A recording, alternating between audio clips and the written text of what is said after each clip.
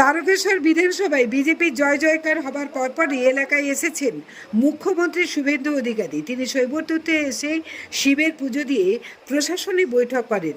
এরপরেই বড় চমক, স্বয়ং প্রধানমন্ত্রী নরেন্দ্র মোদী আসবেন। পশ্চিমবঙ্গ দিবসে তিনি তারকেশ্বর বিধানসভায় আসছেন, আর সেই কারণেই আজ গুরুত্বপূর্ণ বৈঠক হয়ে গেল।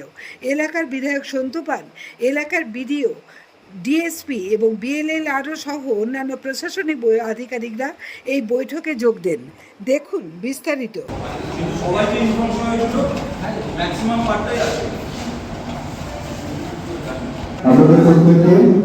আমার নতমস্তকে প্রণাম। আপনারা অন্নদাতা, আর আমি সেই পরিবারের একজন সন্তান।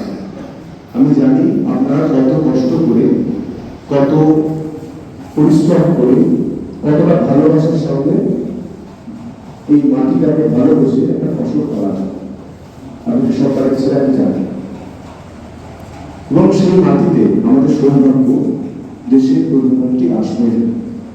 আমাদের প্রত্যেকে তাদেরকে হাতে হাত বাড়িয়ে একসঙ্গে সেই কার্যক্রমটাকে সফল করতে হবে। কার্যক্রমটি পশ্চিমবঙ্গ দিবস। আপনারা জানেন, শ্যামাপ্রসাদ মুখার্জি তিনি স্বপ্ন দেখেছিলেন যে পশ্চিমবঙ্গটা ভারতের সঙ্গে থাকুক, বাংলাদেশের সঙ্গে, তৎকালীন পাকিস্তানের সঙ্গে না যাক। এই যে স্বপ্ন দেখা, সেটা কার্যকর করা, সেটার জন্য তিনি লড়েছিলেন। লড়াইটা কোথা থেকে শুরু করেছিলেন? এই তারকেশ্বরের মাটি থেকে। এই তারকেশ্বরের মাটি থেকে। আর যদি আমাদের এই পশ্চিমবঙ্গটা পাকিস্তানের সঙ্গে চলে যেত, এখন বাংলাদেশের পরিস্থিতি হতো, আমরা খেতেই পেতাম না। তো সেই জায়গায় দাঁড়িয়ে আমাদেরও উচিত একজন নাগরিক হিসাবে, একজন কৃষক হিসাবে, একজন প্রতিনিধি হিসাবে এই কার্যক্রমটা আমরা যাতে সাফল্যমণ্ডিত করতে পারি। তো এটার জন্য আমাদের কি করতে হবে? তাতে হাত ধরে যে বলদারটা উনি আসছেন, অনেকে বাদাম চাষ করেছে, অনেকে তিল চাষ করেছে, জমির যা প্রতিনিধি সবাই মিলে আমরা জমিটা দিব।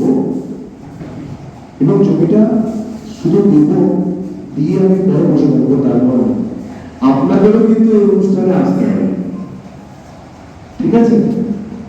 আপনাদের যে ক্ষতি হবে, ক্ষতি তো হবে, এত কষ্ট করে আপনি ফসল করেছেন, সেই ক্ষতিগুলো সরকার দেবে। এটা সরকারি প্রোগ্রাম, কোনো রাজনৈতিক প্রোগ্রাম নয়, সরকারি প্রোগ্রাম।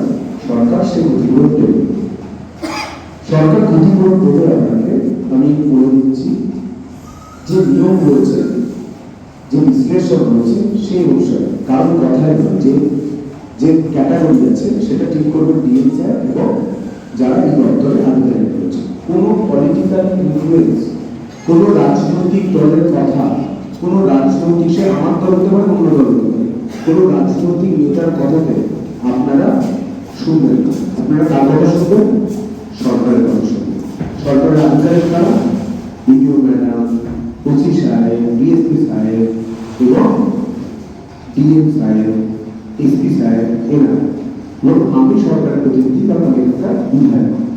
বাকি যেগুলি রয়েছে সেগুলি পলিটিক্যাল কোনো নেতার ফাঁদে পা দিয়ে কোনো প্ররোচনায় পা দেবেন না। আমি আগে থেকে বলে দিলাম। অনেকেই চাই এই অনুষ্ঠানটা একটু করে দিই, একটু আটকে দিই। ক্ষতি সবার নেই। একটা বড় অনুষ্ঠান আমাদের এখানে আসছে, আমাদের তো উচিত।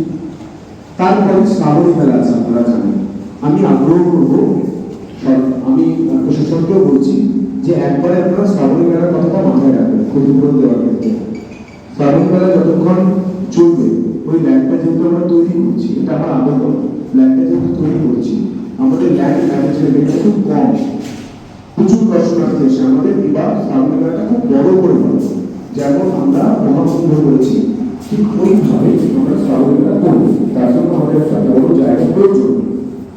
তো আমরা দুটো জায়গা দিচ্ছি, একটা ধনেখালির দিকে ওটা রেডি হচ্ছে, একটা আপনাদের জায়গা আছে, কোনো অসুবিধা নেই। তো শ্রাবণী মেলা দিতে গেলে আপনারা আবার চাষ করবেন, আর ওটা কোনো কমপ্লিট যেটুকু হবে হেলিপ্যাডের জন্য, ওটা আমরা আবার ঠিক করে দেবো। শ্রাবণী মেলা দিকে আপনারা আবার চাষ করতে পারেন, অসুবিধা নেই। তো ভালো পরিবেশ তৈরি হোক, সেটার জন্য সহযোগিতা করতে হবে। করবেন না? আপনাদের যা বিষয় হচ্ছে, চাষির ছেলে, আমি চাষির পেটে লাথি মারতে দেবো না। আলুর জন্য লড়াই করছি, আলুতে কি ফরমেশন আছে সেটা আমরা সরকারের পক্ষ থেকেই শুনবেন, আমরা করে পাঠিয়ে দিয়েছি।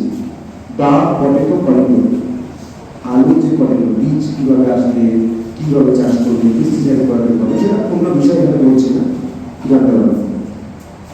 চাষিদের ক্ষেত্রে লাভই করবে না, আমারও কোনো সমস্যা নেই।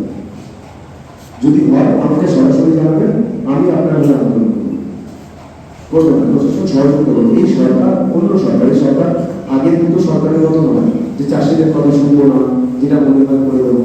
কিন্তু উন্নয়নের সাথে আমাদেরকেও কিছু করতে হবে, যেমন রাস্তা, রেল লাইন, এগুলো অনেক আটকে আছে, আমাদের অসুবিধা হচ্ছে, উন্নয়নটা থমকে গেছে, তাই না? আপনারা আপনাদের যেটুকু ক্ষতিপূরণ পাবেন, কোনো অসুবিধা নেই। অসুবিধা হবে যদি আমরা করবো, ঠিক আছে? ধন্যবাদ। জ্যোতিষ জগতে অদ্বিতীয় ডক্টর অঞ্জন শাস্ত্রী, আপনার উজ্জ্বল ভবিষ্যতের একমাত্র দিশারি। Call for booking 7477886099 or log in www.anjanshastri.com। Download করুন আমাদের exclusive mobile app astro Anjan.